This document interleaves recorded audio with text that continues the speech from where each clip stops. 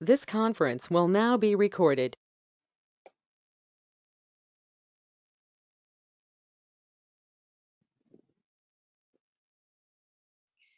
Hello, and thank you for joining. Welcome to the Part 1 CSCA Exam webinar. The intent of this webinar is to assist you in your preparation for the Part 1 exam. For your reference, you can find valuable information on our website on the Parts 1, 2, and 3 exams under Stay Updated, Resource Library, for webinars and supporting documentation. Before we get into the main topic of today's session, we would like to reiterate that APSCA meets and complies with GDPR. There's more information available on our website under Privacy Policy. Scroll to the footer of the website for more information. If you have any questions on this, please contact us via the director email. Our agenda starts with an introduction to the CSCA exam series, then moves into specifics about the Part 1 exam, including exam preparation, what to expect on exam day, test taking tips, and exam results. Information about scoring and what happens after the exam is also included. We have incorporated questions and answers throughout the presentation, as well as in our Q&A summary.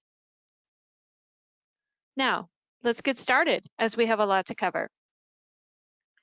The CSCA exam has 3 parts and provides a formal assessment of auditor proficiency in the areas of functional knowledge and foundational skills, as noted in the competency framework. APSCA recognizes that successful performance in the exam series serves an important role in your career as a social compliance auditor.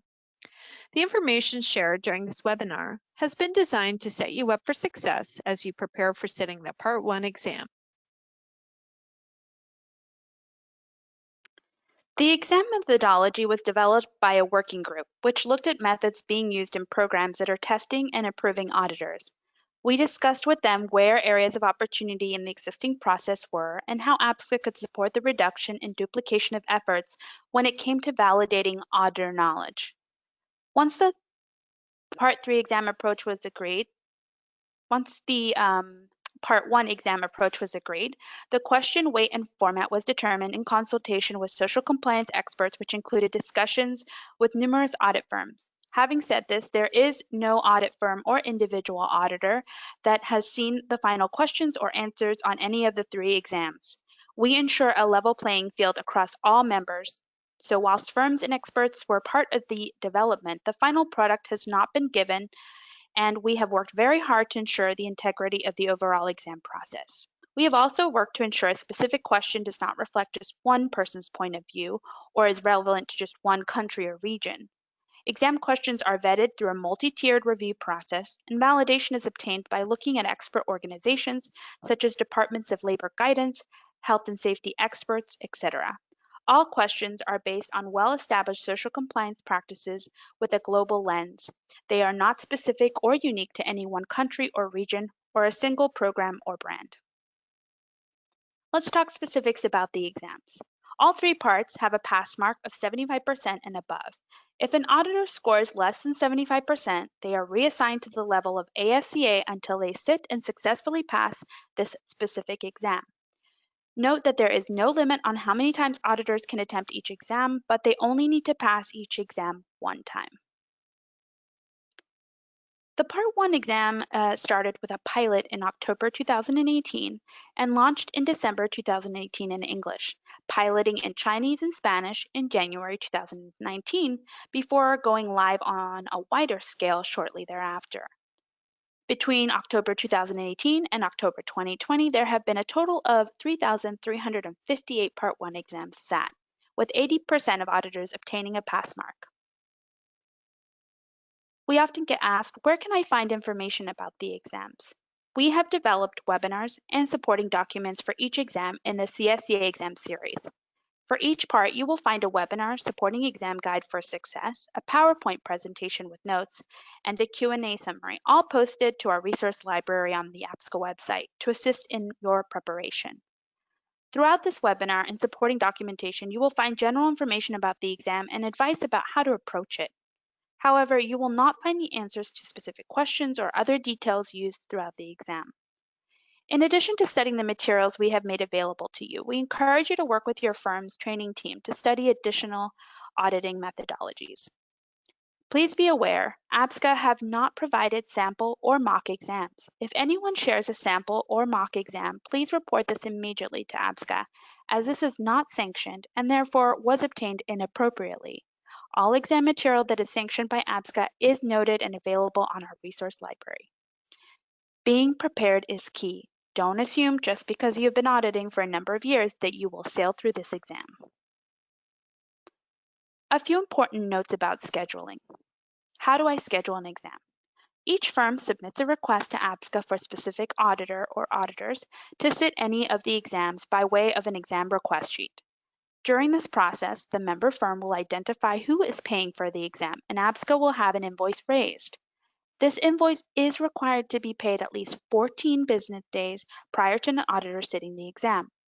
Once confirmation has been received, you will be given instructions for scheduling your exam. Part 1 and Part 2 exams are scheduled and rescheduled on the Proctoru system. The Part 3 exam, however, is different. Please refer to the Part 3 webinar for more information. But let's get through Part 1 first. So how do you book your Part 1 exam? Here are some steps to show you how this process works. Step 1, member firm determines that an auditor is ready to sit the exam. Next, the auditor firm has submitted an audit log for APSCA's review, and it's noted on their APSCA profile as eligible for Part 1 exam. Next, the firm sends an exam request sheet to APSCA, followed by the APSCA confirming auditor eligibility back to the member firm. The auditor then receives an auditor handbook from the firm, and the auditor can then proceed to schedule their exam through Proctoru. Step 5 is looking at how the auditor books the exam through the Proctoru system at least 30 days in advance. Next, the auditor receives an exam confirmation information by email, followed by the auditor firm ensuring that the exam invoice has been paid at least 14 days in advance. And last, if the exam needs to be canceled or rescheduled, just make sure you change that on the Proctoru system at least 48 hours in advance. So how quickly can I attempt each exam in this series? Each exam is completed separately, and there should be a minimum of 30 days between each exam. If the test taker passes the first exam, once notified of the results, he or she will be able to go through the exam request process, as explained once again, to register for the next exam in the series. Please note that scheduling with Proctoru requires a minimum of 30 days lead time to allow for coordination. Note, ensure when booking Part 1 exam that you do not book Part 2. You must wait for notification of passing Part 1, then follow the steps mentioned on the previous slide, as noted in Step 3, before booking the Part 2 exam. If you book out of turn, the exam will be canceled and you may be held back from booking exams for a period of time.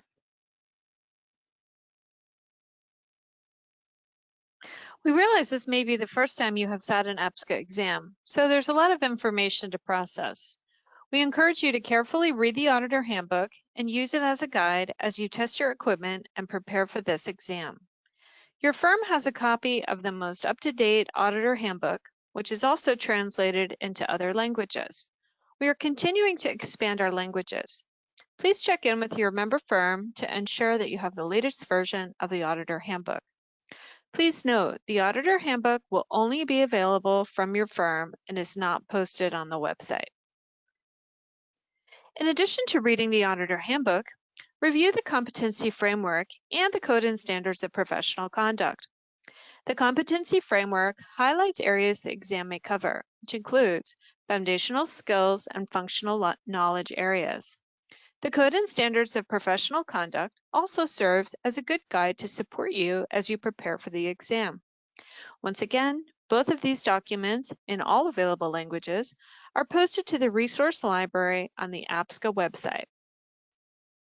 In addition to this webinar, we have developed a Part 1 exam guide for success. You can access the webinar's PowerPoint presentation, a PDF with the speaker notes, and a Q&A summary, all available on the resource library. Take your time to review and understand the content. If you have any questions, work with your member firm or email us at director@theapsca.org. Execution of the exam is via a third-party proctoring organization called Proctoru. To learn more about why we use Proctoru, you can listen to a short video we produced with Proctoru during 2019 by our president and CEO, Rana Starr. You can follow the link on the slide.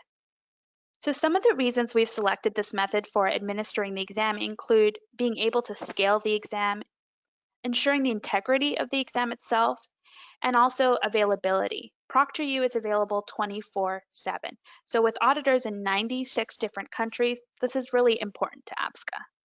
There's also an element of cost effectiveness and not requiring time out of the office. So there's no need for the auditor to travel to the exam venue. They can just take the exam from their home or office. And there's also no need to sit all 3 exams at the same time. And in case an exam did not result in a pass, it's easy to reschedule compared to, let's say, taking the exam in person. Be aware, testing requires a time commitment from you, but it's worthwhile in the long run. It can mean that your exam can commence quicker with less stress on you. If the system doesn't work on the day, you will need to reschedule and pay again. So ensure you are testing your equipment early to identify any issues that may occur. Example, enhancements made to software, new firewall, automatic updates that you didn't know occur to your computer, etc. Not doing this could result in your exam not being able to proceed. You want to ensure you're testing your equipment and connection in the same location you'll be sitting the exam in, and at approximately the same time of day to gauge internet patterns. If you need to reschedule to avoid charges for rescheduling of Part 1 exams, you must reschedule a minimum of 24 hours prior to the scheduled time. There are no refunds for exams that have already been paid for, and exams must be paid for a minimum of 14 days prior to the exam date. Some firms will often assist their auditors in these preparation stages by providing IT support. Although the IT person must leave the room prior to the commencement of the exam, this has been beneficial to a number of auditors. As a reminder, do not rely on testing your equipment for the first time on the day of your exam. Proctoru maintains a record of when and where you tested your equipment and provides us with this information. They can confirm whether you followed the instructions noted within the Auditor Handbook. So step 1 is about conducting a check of your equipment via your Proctoru account. This is covered within the Auditor Handbook. However, you can see in the picture there are a couple of red X's which indicate that the equipment failed in these categories and requires action to address prior to starting the exam. Even if you get all green ticks when testing your equipment, you have to keep going to step 2. Step 2 includes connecting with a live technician. So after testing your equipment via the first step, you must also connect to a live Proctoru technician to complete the equipment and connection test. Fill out the web form and click Equipment Check. Information that it will ask includes your name, so as you have it noted, enrolled with your Proctoru account, the institution, which will be APSCA, not your audit firm, and the date of your scheduled exam. Once you connect to a live technician, but before you sit for the exam, they will review and prepare your computer before proceeding. Expect the live technician to request permission to take over your computer, open and close browsers, download plugins, adjust your settings, etc. This is required to prepare your computer or laptop in advance of each exam. You can see everything that they're doing. Note, you will be able to communicate with the live technician through the chat function, and they will also be able to see and hear you. If you experience any issues either while you are testing the equipment or during the actual exam, you can use the chat function at any time to get assistance from the help desk technician or proctor. Testing your equipment thoroughly and correctly, as well as ensuring you have an appropriate and stable internet connection needed for the day of the exam, is very important. Friendly reminder, the section entitled Enrollment Process CSCA Exam of the Auditor Handbook outlines detailed instructions about what to do and how to test your equipment via Proctoru. A helpful tip. In the Frequently Asked Questions section of the Auditor Handbook, we have included tips on how to connect to a live technician, the IT requirements of the exam, and more. So ensure you work with your firm's IT team and Proctoru regarding any issues you may discover prior to the exam date. Your IT team can be in the room as you're setting up for the exam if needed. However, ensure that they leave before the exam officially starts. Internet stability is also key to your success, so consider plugging into your Ethernet port rather than using wireless.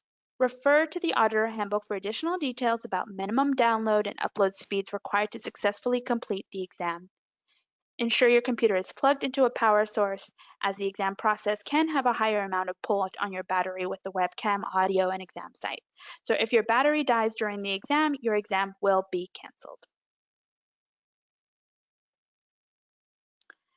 Proctoru maintains a responsibility for overseeing our exam integrity. So a few areas that we have in place to ensure integrity of the exam process include the proctors are watching you sit the exam, and the exam is recorded, which enables us to go back to verify answers that you wrote in case of an issue with saving of the exam. This occurs only in exceptional circumstances, but in the event that it does, it can mean the difference between you needing to sit the exam again or not. It is the proctor's role to verify your identity, ensure your computer is ready and meets expectation, and ensure the integrity of the exam is upheld. Please refer to the Auditor Handbook regarding the rules about screenshots and photos during the exam session. Neither are allowed, nor is opening anything else on your computer during the exam. Ensure you fully understand the rules of the exam. Do not take a picture or screenshot of your exam or computer screen to capture an image of the proctor or after the exam. This is never okay. If you do this, your exam will be disallowed. The exam is recorded, and if there are questions about your submission, we can go back to the recording and verify what you said and what you wrote. Other than being administered remotely, you should treat the exam process as you would if you were in the room with the proctor. They are there to monitor and observe from a distance to ensure the exam integrity. The proctor's responsibility does not include making sure that you select the right language or that you select the correct exam when you begin. This is your responsibility. If you book to sit part 1 and accidentally select part 2 or the wrong language, that is your responsibility. However, upon recognizing this error, let the proctor know and they can assist you to go into the correct exam and/or language. Please pay attention to the selections, and if you need help, let the proctor know and they will try to assist you. The proctor cannot answer any questions regarding the exam itself. Example, if you do not understand a word or a question, don't ask the proctor. They cannot provide that information.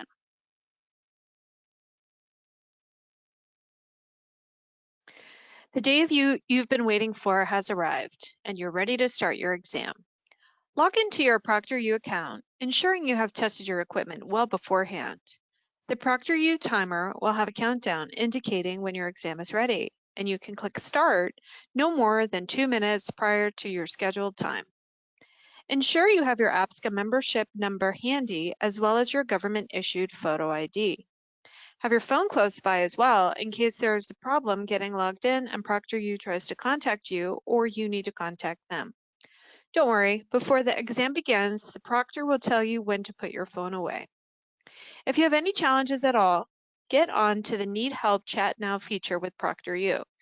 Type in your request for assistance. If you do experience a technological challenge, one option is trying a different browser.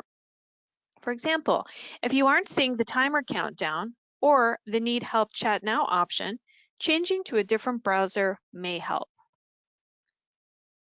As indicated in the Auditor Handbook, the resources allowed for the Part 1 exam are none. Well, okay, you can have a glass of water or a beverage of some sort. Otherwise, no resources are permitted for this exam. That means no blank pieces of paper, no basic calculators, phone, or other device, no writing utensils, electronic device, or otherwise. None of these items should be present in your workspace while sitting the exam. Once a connection to the Proctoru system has been established, and Proctoru has been through the various checks, including checking your ID, doing a room scan, etc., Proctoru will open the exam site. Please have patience with Proctoru. The first few steps can take time, and they will open the exam as soon as they can. The first screen you will see is this page. You will select your exam here. Be careful and make sure you select the exam you have booked. For example, the Part 1, the Part 2, or the Part 3. Then press Continue. Next, you will select your language. Once again, pay careful attention here. If you select a language other than English, each page from here on will be written in English plus the language you selected. If you intend to select a language other than English, the next page is only written in English, that means you didn't select the other language. Ask the proctor to help you go back and reselect the correct language. Please pick carefully. Any error can see the need to restart this process and delay the start of your exam. After you have selected your language, click Continue. Now you will land on the page where you enter your personal information.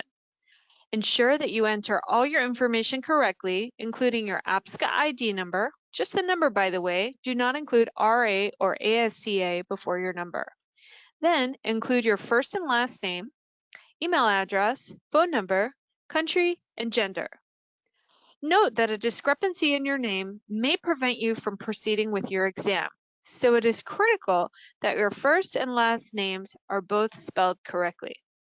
If you mistype your email address, your results may not be received. Be sure to enter your complete phone number, including country code, area code, and the number. Check all your entries before continuing to the next step. This does not take from the amount of time you have within the exam, so please take care on this page. Once you click Start, you have one more step before your exam begins.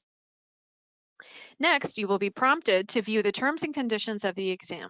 Take sufficient time to carefully read through the terms and conditions. Note that this section does not count towards your exam time. Read the opening paragraph, confirm you have read, understand, and agree to the exam rules, etc. After you read through the exam rules, you will check the box at the top of the page. At the bottom of the page, you will type your full name, acknowledging that you have read the terms and conditions. This information is also noted in the Auditor Handbook, so you can preview the content there prior to the exam. Note, you are not permitted to take a photo of this page. However, it is your responsibility to ensure that you have read and understood all the rules prior to typing in your name. Once you are ready, with confirmation from the proctor, you can click Start and enter the exam. Now your time, the 2-hour countdown, begins. As you start the exam, at the top you will see the box which you need to tick after you have read. Under this will be your questions, and at the bottom right-hand corner, there will be a button indicating Auto Save and a cloud that appears when the save is occurring, and a countdown timer. You do not need to click Auto Save. This will happen automatically every 1 to 2 minutes during the exam. Once you have completed all questions, you will advise the proctor via the live chat function that you have completed your exam and you're ready to submit it. At that time, you will complete this final verification section by clicking both the affirmation boxes at the top and bottom and typing in your full name. Once confirmed and verified, click Submit. Your exam will be submitted. Following submission, this confirmation will appear. Be sure to wait for your proctor's instructions about how to disconnect. Do not disconnect from the exam without liaising with Proctoru. Do not take a photo, screenshot, or other recorded image of this page. The entire exam is recorded, so if there is any doubt about whether or not the exam saved correctly, you can contact APSCA and we can review the recording as required. The exam auto-saves every minute, so even if you have an IT issue, you should not lose anything more than what you entered since the last save. If you do lose a significant amount of your responses, we can go back and watch the video to recover this. This is extremely rare, but we have these provisions in place to ensure that your responses are all captured.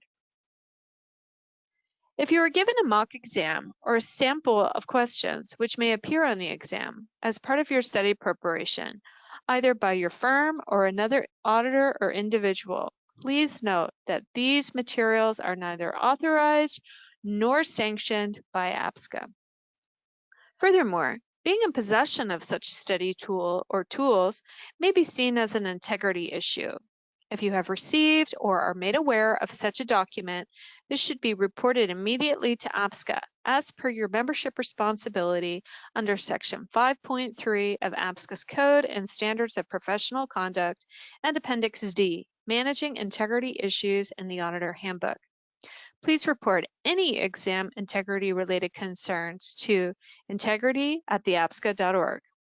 The only sanctioned materials are provided on APSCA's website and included in the Auditor Handbook.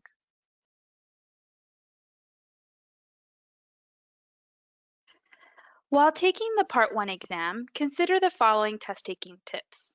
Manage your time wisely. You have 2 hours to review and answer 100 questions. Remember that the timer provided at the bottom right-hand corner of your screen will help you to gauge how much time you have left. What is the question asking? Read the question and answer options carefully. Regarding the content of the exam, it's important not to make any assumptions about the circumstances of the question or information that is not included. Ensure you only focus on the information provided. The questions are intended to be straightforward. They're not intended to be trick questions. However, a complete understanding of the language in which the exam is written or spoken in and the industry terms which may be used is critical. Is a question indicating one or more correct answers? Example, be aware of any references to 2 or 3 at the end of the question, which indicates that there is more than one correct answer. Again, reference the Auditor Handbook for an additional explanation on this. If there's only one right answer noted and you select 2, the entire question will be marked wrong. If there are 2 right answers noted and you pick 3, the entire question will be marked wrong. Ensure you pick the correct number of answers indicated as per the question. Also, don't spend an excessive amount of time on any one question.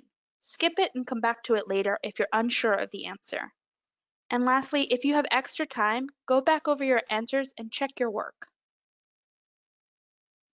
We're coming to the end of the webinar, so some additional reminders which will help you to be successful in this exam include not scheduling an exam late in the evening. Also, there's no substitute for having been well rested. A good night's sleep will help ensure you perform at your best. Make sure to leave plenty of room in your schedule both before and after the 2-hour exam period, so you're not rushed or stressed if you're late getting into the exam. Check the technical requirements noted both in the Auditor Handbook and on Proctoru's website and ensure you have tested your equipment adequately. Reach out to your firm if you require IT support, either with testing your equipment or with the exam itself. Once connected for your exam, be respectful of the proctor. Inappropriate treatment of the proctor will be recorded and can result in disciplinary action, including but not limited to the exam being disallowed. Lastly, ensure you review the Auditor Handbook carefully. Study the Part 1 exam guide for success and review this presentation for information about your exam, how to prepare, and its format. In addition, make certain to allow yourself enough time to get set up and prepare for your testing environment to limit your stress. A question that we get asked is, what languages is the exam offered in? You'll want to see APSCA's website resource library for a list of the languages that the exam is currently offered in. As a reminder, only attempt exams in a language that you are fully fluent or advanced in. If not advanced in one of the available languages, we always encourage you to postpone your exam until a language you are completely comfortable testing in is offered. Now, let's talk about scoring.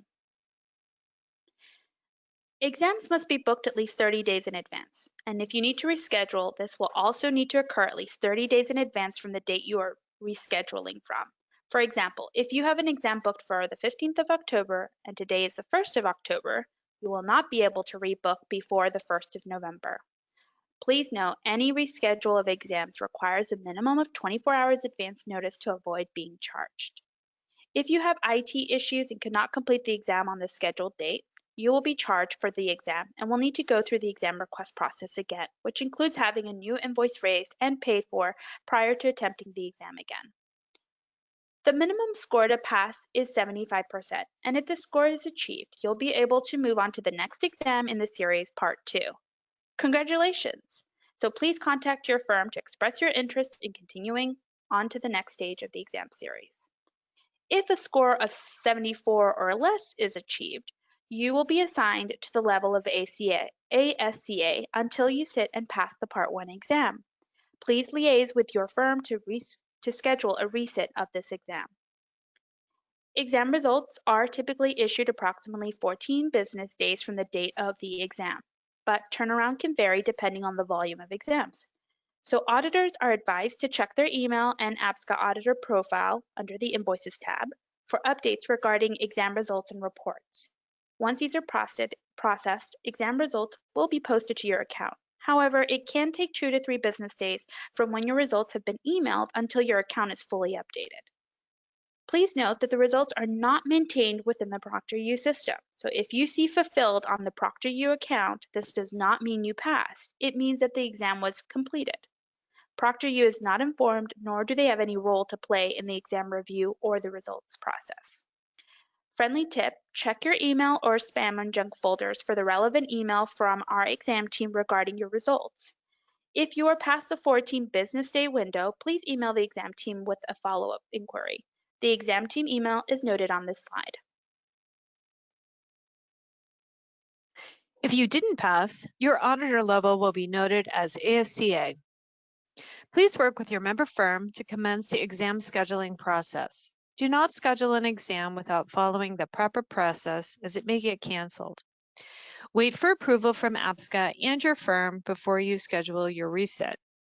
While you're waiting to sit the exam again, 1. Work with the training team to close identified knowledge gaps using your exam report to guide you. And 2. Watch this webinar, review the competency framework and exam guides once again.